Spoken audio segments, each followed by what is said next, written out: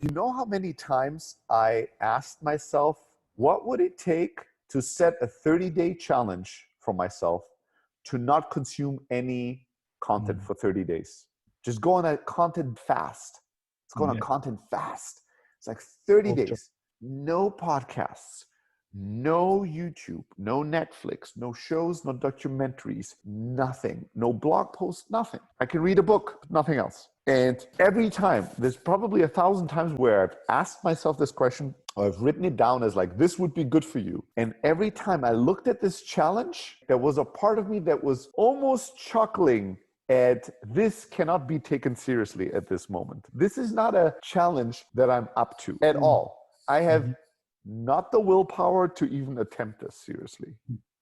Funny enough, like this was my thing where I was like, this is not even a real thing. Like I'm thinking it maybe one day, but right now there's no chance I would do this. There's no way I would do this. And now I've done it without setting a challenge. Like I didn't set the challenge. I just said I want to spend time with myself.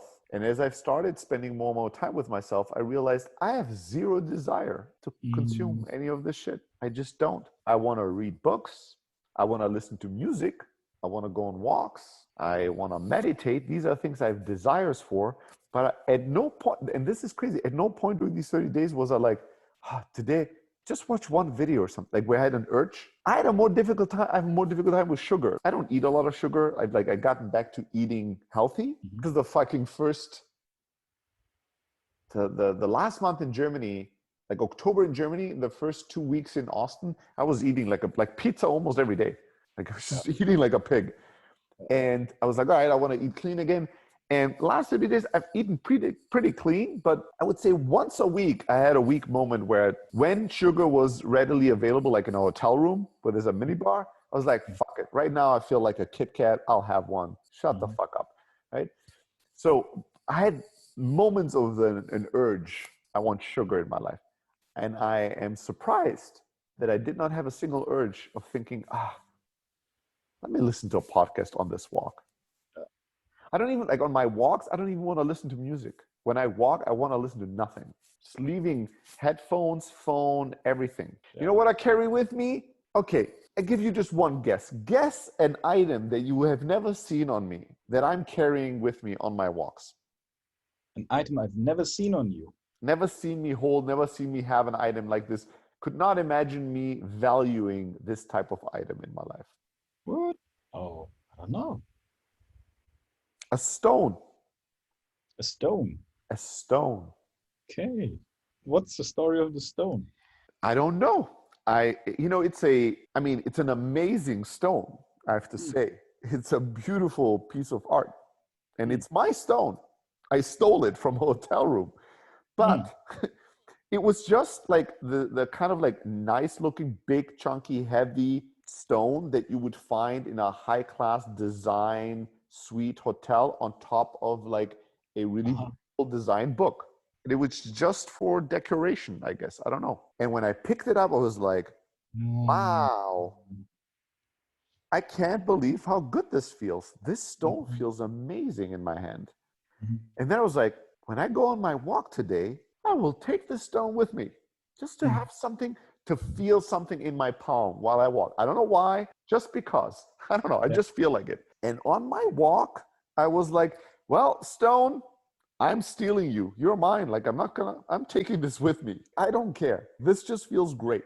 And now I go on these walks and I just walk with this. I don't know. I just walk with the stone. It just feels good to have that stone in my hand, and I switch it from time to time. Sometimes I play with it, like I'm turning it around as I walk. It's kind of it has a nice feel, a really nice feel. And it puts me in this state of mind of like feeling, sort of a physical reminder. This stone, I cannot read stories on. It doesn't play audio. I cannot write a message. I cannot be reached via this stone. Right? There's nothing I can do with this, but it does feel good. It just, its all purpose, as far as I can tell and determine, is that it feels good in my hand. Nice. And that's it. And so I go on these walks with my fucking stone. You know? Stealing the stone. I I'm not even stoned. I don't know. I was thinking when I do my next LSD trip, I'm probably gonna like have a moment where I look at it. I'm just getting lost on this stone. Maybe I walk on it as it's a planet or something. But I've been as sober as far as I know. I've been very sober walking around with a stone. And at no point have I yearned for consuming content, especially like video, audio, that more passive consumption of content. And you know how significant this is for me? Like, think about this. I'm 38 years old, and I've never had, the only weeks where I had like no consumption of content or very little were weeks where I literally was on a boat on the ocean sailing. It was just not opportune to like watch anything. But beyond that, in 30 days, I've never had a month like this. Never, ever in my life. It's crazy. I've asked myself, like, my ways of like escaping my state and how I really feel and what's really going on is the television, right? It's like passive consumption of content. And why? Because that's how I grew up. The television was never off in our house, in our apartment. Never. Literally, I would come home from school at 1 p.m. and from 1 p.m. till 10 p.m. when I had to go to sleep, the television was always on. Always. I was raised by the television. And so I realized that it's a great case. It just makes a great case for raising the TV, your kids on TV. Yeah, I mean, it worked out better than you would think, but maybe not as good as I thought or people have suspected. But that's a very deep conditioning. Yeah. It felt like it. It was a very like I'm not comfortable. My next thought is watch something, or I'm tired, watch something, or I don't know what I want right now, watch something. Like it was like the go-to in my mind, very deeply conditioned to. That's when I was thinking, let's do it fast. I was like, yeah, but not now. Like, I don't know how to like 30 days. This is not realistic. Like, I don't know. I don't have the willpower. This is not important enough to me to do right now. Like, I don't know. It's going to be interesting to see how this is going to continue. How long are you into it now? Has it been a month? It's been a month. It's been 4 weeks for sure. Yeah. You know, the first 2 weeks when I arrived back in the US and I was in Austin, I told you that I was in this intense state of inner turmoil and tension. And I was consuming a gazillion hours of documentaries about World War II or whatever the fuck I was watching. And I knew I had to face something, but I was not ready, but I was like on timeout. That was kind of like going a very bad direction with consumption of content. And eventually, I don't even know what happened. Eventually, I snapped and I was like, all right, motherfucker, you know what you have to do. You're in a silent room. Now face yourself. Yeah. Now let's feel. How do we feel right now? What the fuck is going? What are we thinking? What is going on? Let's face it. We can't run away from it forever. Let's go. And that led to kind of a nice day. And then I was like, oh, I'm gonna read tonight. And then it just kind of happened. Like my goal, I didn't set out to not watch any YouTube or consume any content anymore, podcast or something. I didn't set the goal to do it for 30 days or nothing. My only goal was now I'm gonna spend time in presence with myself and see what do I feel, who am I right now, what do I want right now, what is going on with me. And as I was doing that, I just never thought, you know what I really want right now is to watch a documentary on YouTube or to listen to a podcast. I've just never thought that. I've just thought, oh, I want to just chill or meditate or go on a walk or read my book. And it kind of just happened. Yeah, that's kind of it. This is interesting sometimes, humans, huh? But this is the one windmill. If you had asked me, what are your vices? This is it. I don't have vices. I'm not even, like, the amount of bad food that I consume over 12 months is like nothing. I eat very healthy, usually, right? It's like when I'm in a bad mood, I would just always default to passive consumption of content, mindless. And it never brought, like, very rarely has that brought me joy or really enriched my life. Yeah. It's always, there's been moments, there's been a movie here, a documentary there, but if I would put a percentage on it, been like 1%, 2%. Yeah, most of it is just drowning out unpleasant thoughts. That's it. That's all it is. It's like, I don't want to feel right. I don't want to feel my feeling right now. And I don't want to hear my thoughts. So this is going to drown it out. And it doesn't feel good. It's just like a zombie, like putting that discomfort in the background by increasing the noise in front of me, right? Like drowning it out. But it hasn't really like made my life rich. And it's also the one thing I always assumed would have been the most surprising to people. When you know me publicly, you would not imagine me having this vice, because it's a very, like, I am a very proactive, action-oriented guy. This is a very passive, couch potato, submitting, wanting to become a zombie kind of an activity. It's not like a go-getter. It is the one thing that doesn't fit at all into my life. It doesn't fit into anything else I do. And it's the one thing it's also the one thing that I did as a child and growing up that I know was shit, that I maintained my entire life.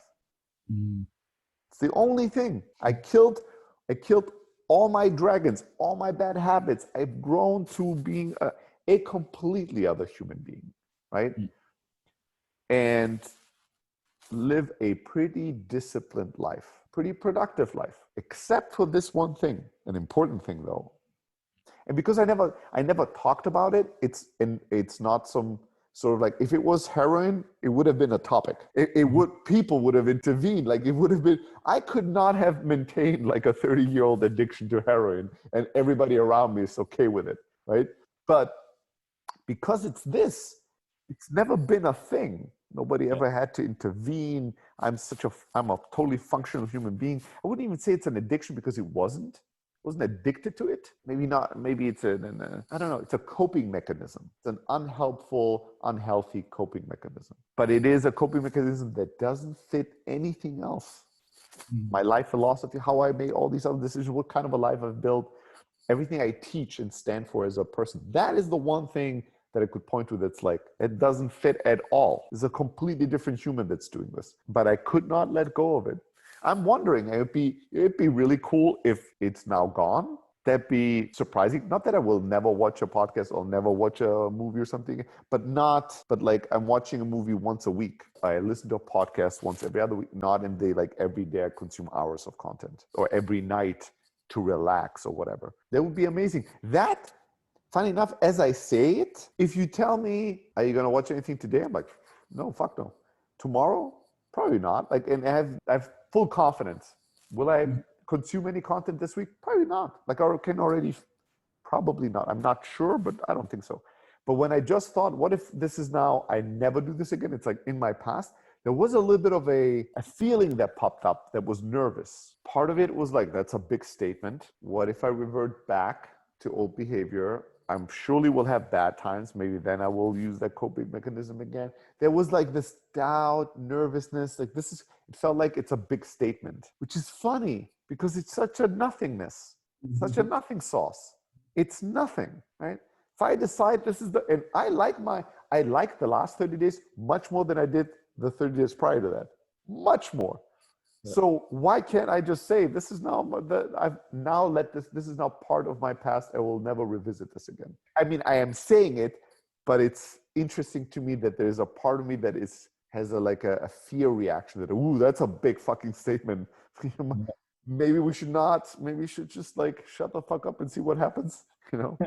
All right, I don't know. Hereby, let's see. Let's see. I honestly don't know why I would revisit this. I think I'm done with it.